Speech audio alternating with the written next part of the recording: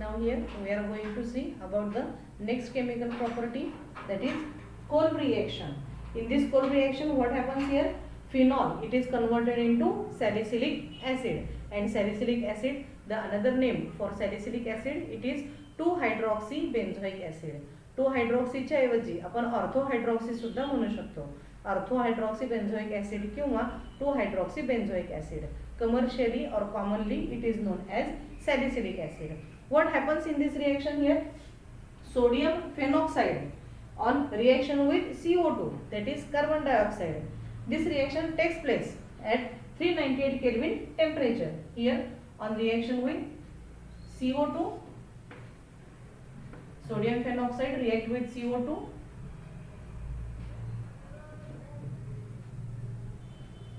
at 398 Kelvin temperature and 6 atmospheric pressure. Pressure used here is 6 atmosphere. First of all, it gives sodium salicylate.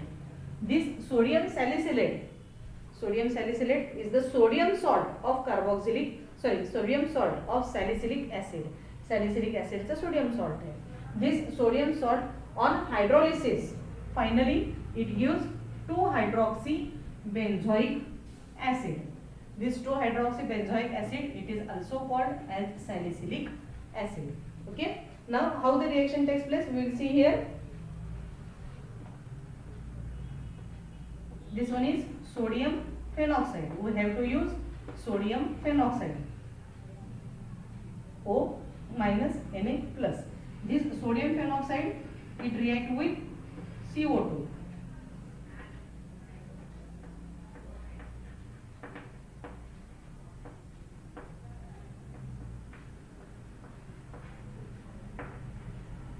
This reaction takes place at 398 Kelvin temperature and under 6 atmospheric pressure. At this condition, what happens here? ONA plus and CO2. Here we get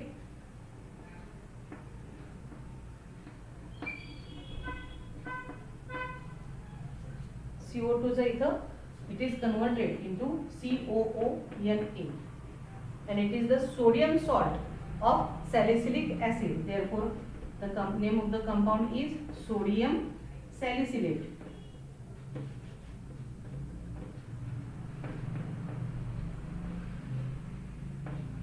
Now this intermediate or sodium salt, it is on reaction with or as acid hydrolysis, that means on hydrolysis in presence of acid, this compound, it is converted into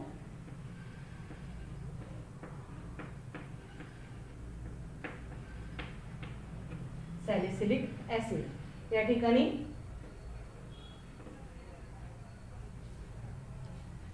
इथे जर OH group नसेल तर हा बेन्झोइक acid, उरलेला जो आहे तो बेन्झोइक acid. परंतु या बेन्झोइक ऍसिडला ही पोझिशन नंबर 1 आणि ही पोझिशन नंबर 2, 2 नंबर पोझिशनला जर OH ग्रुप असेल किंवा ऑर्थो पोझिशनला जर OH ग्रुप असेल, then the name of this compound, it is 2-hydroxybenzoic acid, and commercially this compound is known as salicylic acid. याला आपण दोन्ही नाव देऊ शकतो, 2-hydroxybenzoic acid or salicylic acid.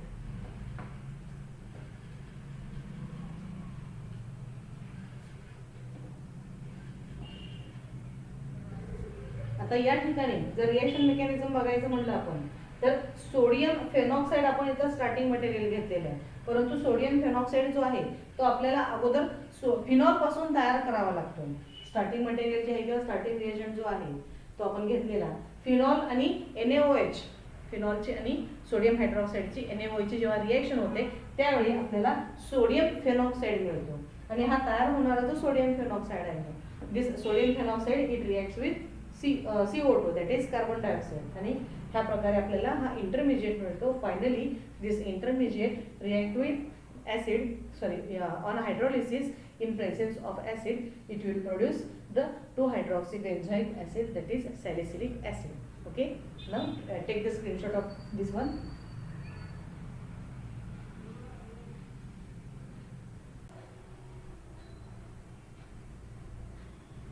Now here we are going to study about the next property, that is oxidation of phenol. In this oxidation, phenols are converted into hydroquinone. Here phenol on oxidation with chromic acid. Chromic acid CrO3, molecular formula जो chromic acid चा आहे तो CrO3. और oxidation साठी आपण आणखी काय वापरू शकतो, और सोडियम डायक्रोमेट. सोडियम डायक्रोमेटचा मॉलिक्युलर फॉर्म्युला Na2Cr2O7. याच्याच सारखा फॉर्म्युला असणारा पोटॅशियम डायक्रोमेट तो आपल्याला माहिती आहे. आपण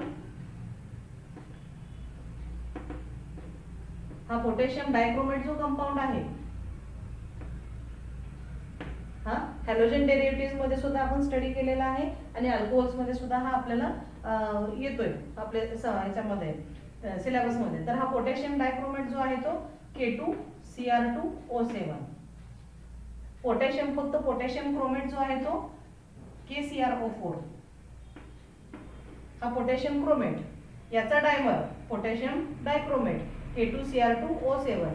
म्हणजे हा क्रोमिक ऍसिडचा पोटॅशियम सॉल्ट आहे आणि हा क्रोमिक ऍसिडचा सोडियम सॉल्ट आहे. फरक लक्षात घ्या, सोडियम डायक्रोमेट Na2Cr2O7 आणि हा पोटॅशियम डायक्रोमेट K2Cr2O7 आणि हा KCrO4 हा पोटॅशियम क्रोमेट, तसा हा NaCrO4 sodium chromate.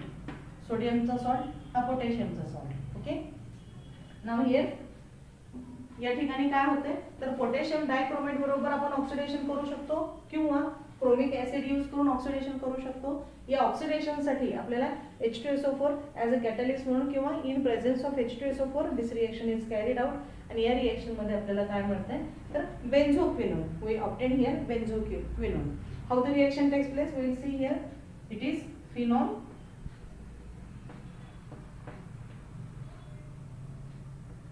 on oxidation in presence of, एकतर तुम्ही CrO3 म्हणजे क्रोमिक ऍसिड वापरा किंवा Na2Cr2O7 that is sodium dichromate वापरा in presence of H2SO4. This reaction takes place in presence of H2SO4. Here the OH group, it is converted into double bond O, that is ketone group. It is benzoquinone.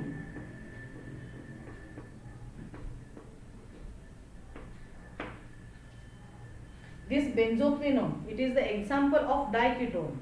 एकाच compound मध्ये असणारे दोन C double bond O group. जर दोन C double bond O group असतील, then that compound it is diketone type of compound. आणि हा जो कंपाऊंड आहे तो बेन्झोक्विनोन. याला बेन्झोक्विनोन का म्हणायचं,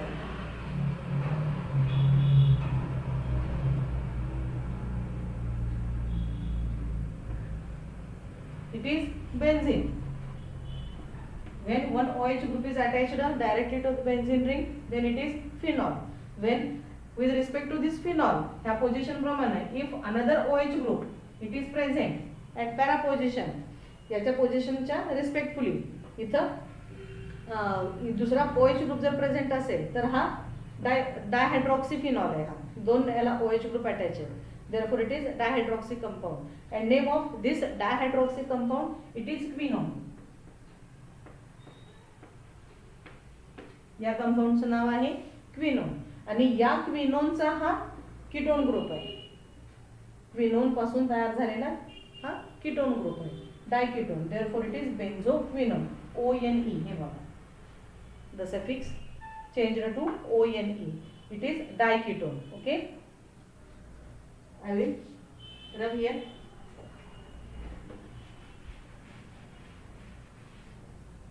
Take the screenshot of this reaction.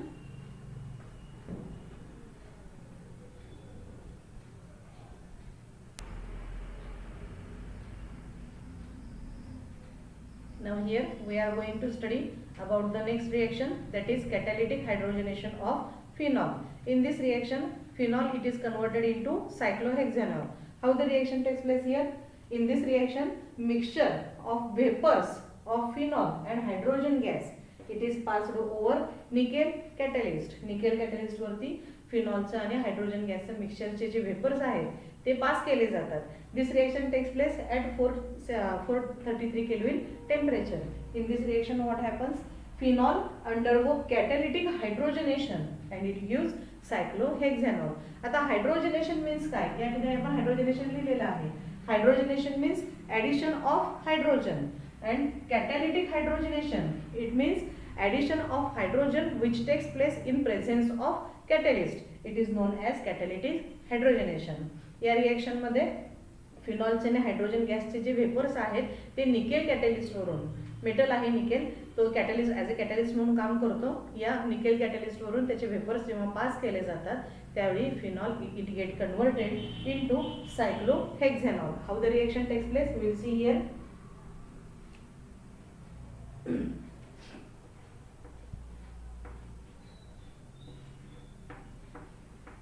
This is phenol.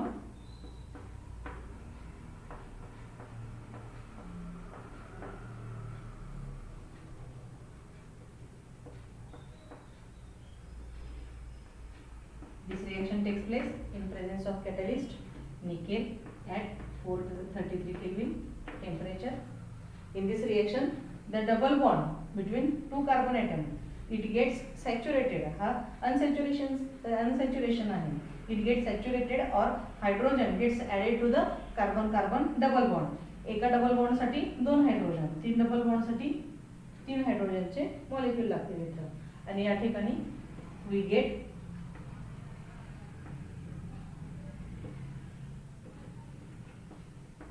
this OH remains as it is. हा फक्त जर इथं OH नसेल तर it is cyclohexane. हा सायक्लोहेक्झेनचा alcohol. Therefore, the name of this compound is cyclohexanol.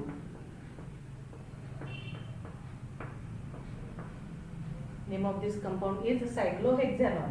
इथं शेवटचा E, cyclohexane मधला the suffix E, it is converted into OL because it is the alcohol of cyclohexane.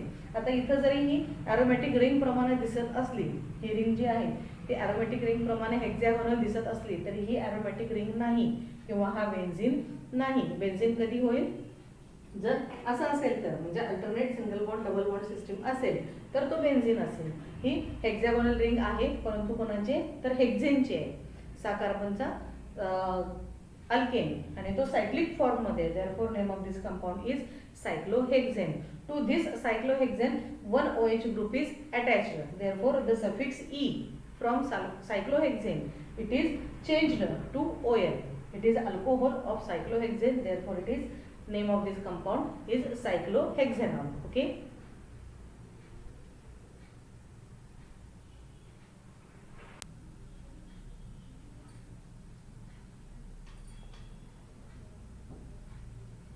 Now here we are going to see about the last reaction of phenol, that is reduction of phenol.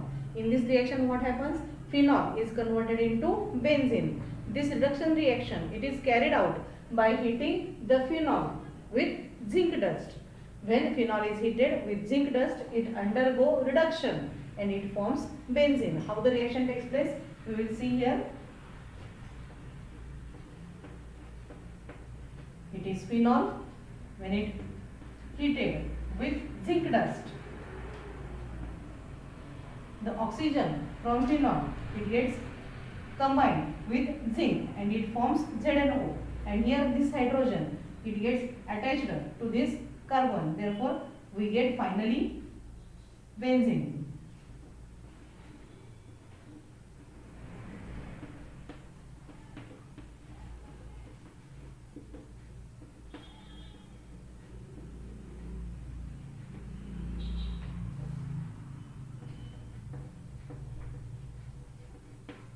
इथला hydrogen replace झालेला असतो या कार्बनचा आणि त्याच्याऐवजी इथं OH group attach झालेला असतो किंवा हायड्रोजन सबस्टिट्यूट होऊन OH ग्रुप आलेला असतो. इथला जेव्हा ऑक्सिजन झिंक बरोबर निघून जातो ZnO म्हणून, त्यावेळी हा hydrogen it gets attached directly to this carbon. That means we get here carbon carbon double bond and at this position CH, प्रत्येक कॉर्नरला CH असतो बेन्झीन मध्ये.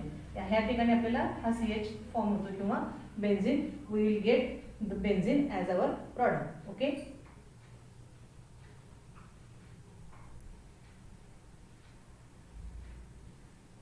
Now here it is the last point from phenol, that is uses of phenol. How phenols are useful in our day-to-day life, we will see here. First of all, phenols are used in preparation of, first point, phenol formaldehyde polymer. This phenol formaldehyde polymer, it is used as plastic. The name of plastic is Bakelite. Bakelite plastic तयार करण्यासाठी Bakelite plastic जे आहे, plastic मधलं थोडासा tough plastic and also it is mouldable, म्हणजे त्याची elasticity चांगली असते. इलास्टिसिटी चांगली असून सुद्धा तो थोडासा टफ असतो. अशा प्रकारचे बेकलाइट प्लास्टिक जे तयार केले जातात, ते बेकलाइटचे प्लास्टिक तयार करण्यासाठी फिनॉल फॉर्माल्डिहाइडचा डेरिव्हेटिव्ह वापरला जातो किंवा फिनॉल फॉर्माल्डिहाइडचा पॉलिमर वापरला जातो त्या ठिकाणी. त्यानंतर second use is it is used in preparation of phenolphthalein. आता फिनॉल्फथॅलीन हा जो कंपाऊंड आहे, it is used as reaction indicator in the laboratory test. लॅबोरेटरीमध्ये आपण जे टायट्रेशनचे एक्सपेरिमेंट वगैरे करतो, त्या टायट्रेशनच्या एक्सपेरिमेंटसाठी रिएक्शन कंप्लीट झालेली आहे हे इंडिकेट करण्यासाठी फिनॉल्फथॅलीन नावाचा इंडिकेटर वापरला जातो. आणि हा फिनॉल्फथॅलीन इंडिकेटर तयार करण्यासाठी फिनॉल वापरला जातो. या इंडिकेटरच्या बरोबरीनच काही डाईज म्हणजे कलर्स, परमनंट कलर्स, तर असे डाईज प्रिपेअर करण्यासाठी सुद्धा या फिनॉलचा वापर केला जातो. No next one is Dettol. आपल्या सर्वांनाच माहिती आहे Dettol is derivative of phenol. हा डेटॉलचा यूज जो आहे तो आपण अँटीसेप्टिक म्हणून करतो, म्हणजे phenols they can be used as antiseptic. तर या डेटॉलचं स्ट्रक्चर कसं आहे ते बघूयात आपण. हा फिनॉल आहे, या फिनॉलला ही पोझिशन नंबर 1, 2, 3, 4, 5 म्हणजे पोझिशन नंबर 3 आणि पोझिशन नंबर 5, 3 आणि 5 या पोझिशनला 2 मिथाइल ग्रुप अटॅच आहे आणि या 4 नंबर पोझिशनला क्लोरीन अटॅच आहे. According to IUPAC system the name of Dettol it is 4 chloro, कारण अल्फाबेटिक ऑर्डर मध्ये सी अगोदर येतो, therefore it is 4 chloro 3,4 dimethyl phenol. It is the structure or IUPAC name for Dettol, and Dettol it is used as an antiseptic. Now next use of phenol it is in preparation of household products. Household products like air fresheners. Air fresheners म्हणून आपण जे compounds use करतो ते they are derivatives of phenol. Again deodorants. त्यानंतर mouth wash, calamine lotion. Calamine lotion हे basically स्किनचं tone दुरुस्त करण्यासाठी किंवा तो इव्हन टोन ठेवण्यासाठी स्किनसाठी हे कॅलामाइन लोशन वापरलं जातं. या कॅलामाइन लोशनचे रेग्युलर यूजमुळं स्किनवरती असणारे जे रॅशेस आहेत किंवा जे ब्लॅक सर्कल्स आहेत, डाग आहेत, कशाचे पुरळ वगैरे आलेले, फोड आलेले, तर ते सुद्धा या कॅलामाइन लोशननी कमी होतात आणि स्किन जो आहे, स्किनचा टोन जो आहे तो इव्हन होतो, कलर सुद्धा फेअर होतो, डाग कमी होतात आणि स्किनचा टोन जो आहे तो इव्हन होतो या कॅलामाइन लोशनने. आणि हे कॅलामाइन लोशन प्रिपेअर करण्यासाठी फिनॉलचा वापर केला जातो. त्याचबरोबरनं फ्लोअर क्लिन्झर्स. हा फिनॉलचा रेग्युलर यूज जो आहे तो आपल्या सर्वांना माहिती आहे. फिनाइल्स जे आहेत ते फ्लोअर क्लीन करण्यासाठी, फरशी पुसण्यासाठीचे जे मटेरियल किंवा जे लिक्विड्स आपण यूज करतो त्याच्यामध्ये बेसिक कंटेंट जो असतो तो फिनॉलचा असतो. Okay. Now the next use of phenol it is in preparation of picric acid. Picric acid is 2,4,6 trinitrophenol. This picric acid it is used as an explosive.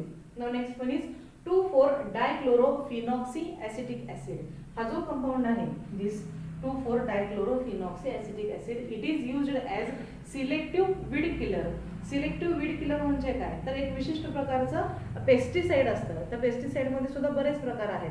काही pesticides जर जास्त प्रमाणात फवारले गेले तर ते पिकांवरती सुद्धा इफेक्ट करतात, परंतु सिलेक्टिव्ह पेस्टिसाइड्स जे असतात ते फक्त गवत तणनाशक. पेस्टिसाइड्स म्हणजे काय, तर कीटक किंवा वीड किलर म्हणजे काय, तर तणनाशक म्हणून या पेस्टिसाइडचा वापर केला जातो. मग काही तणनाशक असे असतात की पिकांवरती परिणाम करू शकतात, तसे तणनाशक वापरून चालत नाही. पण काही तणनाशक असे असतात की बहुतेक सर्व जे पेस्टिसाइड्स आहेत ते रेग्युलर सर्व ह्याच्यावरती चालतात, पण स्पेसिफिक जर आपल्याला काय म्हणता येईल त्याला, फक्त गवतच हराळीचं जर असेल आपल्या शेतामध्ये जास्त प्रमाण, तर ते कमी करण्यासाठी ते विशिष्ट प्रकारचं पेस्टिसाइड वापरावं लागतं. किंवा काँग्रेस नावाचं एक गवत खूप काही ठिकाणी खूप मोठ्या प्रमाणावर आपल्या शेतामध्ये असतं, त्या ठिकाणी फक्त काँग्रेससाठीचं वेगळं पेस्टिसाइड असतं. तर असे जे आहेत मग विशिष्ट प्रकारच्या गवतासाठी किंवा त्या तणासाठी वापरले जाणारे जे पेस्टिसाइड्स आहेत त्यांना सिलेक्टिव्ह वीड किलर्स असं म्हटलं जातं. तर हे सिलेक्टिव्ह वीड किलर असा एक विशिष्ट प्रकारचा सिलेक्टिव्ह वीड किलर किंवा पेस्टिसाइड जो आहे तो म्हणजे 2,4-डायक्लोरोफिनॉक्सी acetic acid. Again this compound it is a derivative of phenol. And the last use of phenol, that is in preparation of drugs like salicylic acid, salol, aspirin, etc. आता हा salicylic acid जो आहे, salicylic acid वापरून variety of drugs can be produced. आणि aspirin तर आपल्याला माहीतच आहे, आपण फिनॉलच्या रिएक्शन्समध्ये प्रिपरेशन ऑफ ॲस्पिरिन ही रिएक्शन घेतलेली आहे. ॲस्पिरिन ही सुद्धा एक महत्त्वाचं ड्रग आहे. आणि अशा वेगवेगळ्या कंडिशन्समध्ये किंवा वेगवेगळ्या ठिकाणी फिनॉलचा आपण मोठ्या प्रमाणावर डे टू डे लाईफमध्ये यूज करतो. म्हणजे phenols are also used in the formation of certain drugs in pharmacy also. Okay, now take the screenshot of here, and here we completed the all the points from the topic phenol. Okay, thank you. All these are the uses of phenol. Take the screenshot of this screen. Again, thank you for watching the video.